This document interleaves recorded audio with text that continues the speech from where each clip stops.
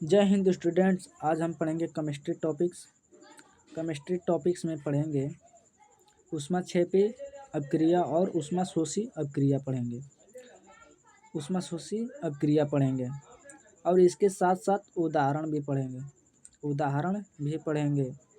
Okay, उदाहरण के साथ साथ आपको रोज़मर्रा के उदाहरण भी आपको दिया जाएगा, एक आध दो। इसके बाद आपको जो भी टॉपिक चाहिए उसको कमेंट करें और चैनल को ज़्यादा से ज़्यादा शेयर करें। कि आप सबके दोस्तों का भी टॉपिक क्लियर होता रहे। ओके, आप सबके दोस्तों का भी टॉपिक क्लियर होता रहे साथ साथ। और आपको यहाँ पे प्लेलिस्ट बनेगा, चैप्टर वाइज केमिस्ट्री का बना हुआ है, जाकर देख लीजिएगा। ओके, यहाँ पे देखो ऊष्माक्षेपी अपक्रिया पढ़ेंगे। ऊष्माक्षेपी अपक्रिया में क्या है? ऊष्माक्षेपी वह अपक्रिया है जिसमें ऊर्जा यानी प्रमुख रूप से ऊष्मा उत्सर्जित होती है। क्या होती है? उत्सर्जित होती है। आप सब लिखोगे, लिखना होगा तो यही लिख लेना, नहीं तो लिखना इसको बोल रहे हैं। ओके, वह अपक्रिया जिसमें ऊर्जा उत्पन्न होती है, उत्सर्जित होती है, जिसमें ऊर्जा उत्सर्जित होती है, जिसमें ऊर्जा बाहर निकलती है, वह अपक्रिया जिसमें ऊर्जा बाहर निकलती है या उत्पन्न होती है, जो भी लिख लेना।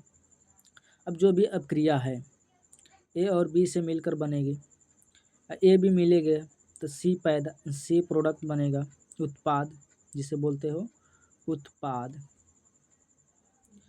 उसके बाद उत्पाद के साथ साथ ऊर्जा भी मिलेगा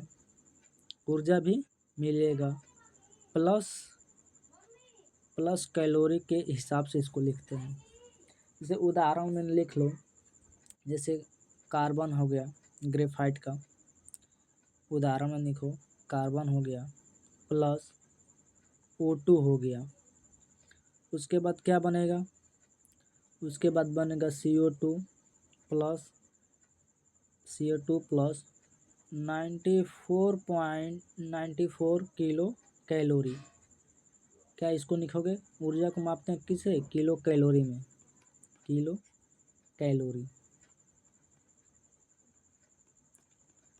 कैलोरी इतना ऊर्जा मुक्त होगा ग्रेफाइट में।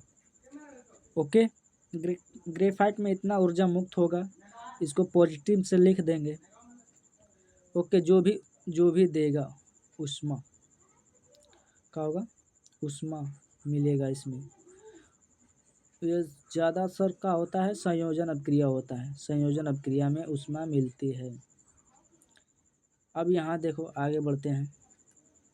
अब उदाहरण देखो, दहन में देखो, दहन में बोल रहा है, जैसे मेथेन हो गया, मेथेन का ऑक्सीजन के साथ जलकर CO2 और पानी बनाना। अब मेथेन ऑक्सीजन के साथ जलकर CO2 और पानी बनाकर और ऊर्जा दे रहा है, ऊष्मा दे रहा है। ओके, अब लोहे में जंग लगना एक उदाहरण है, ये लिख लेना। दूसरा उदाहरण में ये देखो, श्वसन वाला लिख लेना। तीसरा उदाहरण में श्वसन वाला लिख लेना कि कोशिकाओं में ग्लूकोज का टूटना और ऊर्जा मुक्त होना। ओके, अब यहाँ आगे बढ़ते हैं। अब देखो इसकी विशेषता देखो, अब विशेषता में क्या बोल रहा है? अपक्रिया के दौरान ताप में बढ़ना। जो भी अपक्रिया बन रही है, जैसे ग्रेफाइट बन रहा था ना, CO2 टूट रहा था, किसमें क्या बन रहा था? CO2 बन रहा था और प्लस ऊर्जा या ऊष्मा लिखो। ओके, अब इसमें क्या होगा? ताप में वृद्धि होगी अपक्रिया में। ओके, अब देखो ऊर्जा ग्राफ में क्या बोल रहा है? ऊर्जा ग्राफ में उत्पादों की ऊर्जा अभिकारकों से कम होगी। बात सही बोल रहा है। इसको अभिकारक बोलते हैं। ये ये संयोजन अभिक्रिया में पढ़ाए हुए होंगे कि अभिकारक किसको बोलते हैं, और जो बनेगा उसको उत्पाद बोलते हैं। क्या बोलते हैं? उत्पाद बोलते हैं। अब बताओ, अभिकारकों का ऊर्जा और टोटल CO2 और ऊर्जा मिलकर बराबर होगा ऊर्जा। अब तो ऊर्जा ये निकल जाएगा तो इसकी ऊर्जा क्या होगा, जो बनेगा इसका कम ही होगा ना। तो इसीलिए यहाँ पर लिखा है कि उत्पादों की ऊर्जा अभिकारकों से कम होती है। ओके, राइट बात है। अब देखो, यह अधिकांश संयोजन अभिक्रिया में ऊष्माक्षेपी अभिक्रिया होती है। ये भी राइट बात है। अधिकांश संयोजन अभिक्रिया में ऊष्माक्षेपी अभिक्रिया होती हैं। इसमें क्या होगा, एकल उत्पाद होता है। संयोजन अभिक्रिया में एकल उत्पाद होता है। अब आगे बढ़ते हैं। अब इसका ये तीन ही डिफरेंस देखना है। इसी के आधार पर आप इसके अंतर लिख सकते हो, ध्यान देना। अब देखो, ऊष्माशोषी अभिक्रिया।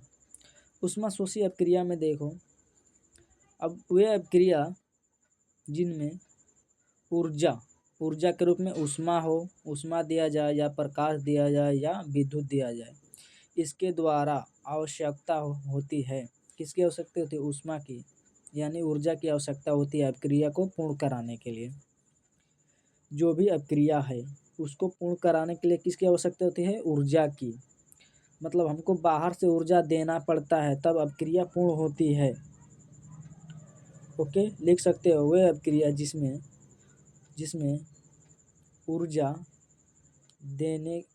ऊर्जा की आवश्यकता होती है, उसमें उस अभिक्रिया को ऊष्माशोषी अभिक्रिया कहते हैं। लिख लेना। उसके बाद उदाहरण में देखो, यहाँ पे मान लो कोई AB है, इसको ऊर्जा देंगे तब यह अभिक्रिया पूर्ण होगी।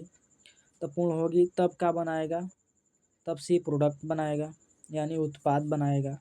इसे उदाहरण में देखो यहाँ पे प्रकाश संश्लेषण में क्या हो रहा है?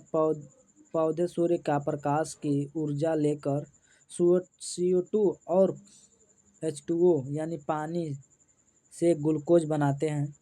ये भी राइट बात है। CO2 और पानी से प्रकाश दिया जा रहा है तब बना रहा है ग्लूकोज, और O2 बना रहा है। ओके, O2 बना रहा है। इसको ऊर्जा दिया जाए तब, तो ऊर्जा नहीं दिया, प्रकाश नहीं दिया जाएगा तो नहीं बनाएगा। ओके, अब यहाँ पे देखो दूसरा उदाहरण देख लेना। यहाँ पे चूने पत्थर वाला, ये संयोजन अभिक्रिया में, ये वियोजन अभिक्रिया में पढ़ाया गया था। ओके, अब इसमें देखो, इसमें ऊष्मा दी जा रही है तो टूट कर CaO कैल्शियम ऑक्साइड बना रहा है और CO2 बना रहा है, टूट जा रहा है। ओके, इसमें टूट जा रहा है। अब कोई एकल अभिकारक क्या बना रहे हैं? 2 उत्पाद बना रहे हैं। ये इसमें किसमें होता है? वियोजन अभिक्रिया में। आपको पढ़ा दिया गया है, जाके पढ़ लीजिएगा। टॉपिक पढ़ा हुआ है प्लेलिस्ट में भी, और सर्च कर लेना, टॉपिक का नाम डालना, सर्च कर लेना, संयोजन अभिक्रिया बाय श्रवण सर, बाय SN सर, जो भी डाल देना वो आ जाएगा टॉपिक। आप यूट्यूब पर सर्च करके पढ़ लीजिएगा या प्लेलिस्ट में देख लीजिएगा। अब देखो तीसरा उदाहरण लिख लेना। अमोनिया का नाइट्रेट का पानी में घुलना। तो यह अभिक्रिया ठंडा पैदा करती है क्योंकि ऊष्मा अवशोषित होती है, यानी ऊष्मा को सोख लेता है। ओके, इसकी विशेषता देखो, जैसे उसकी विशेषता पढ़े हैं वैसे इसकी भी विशेषता देखो।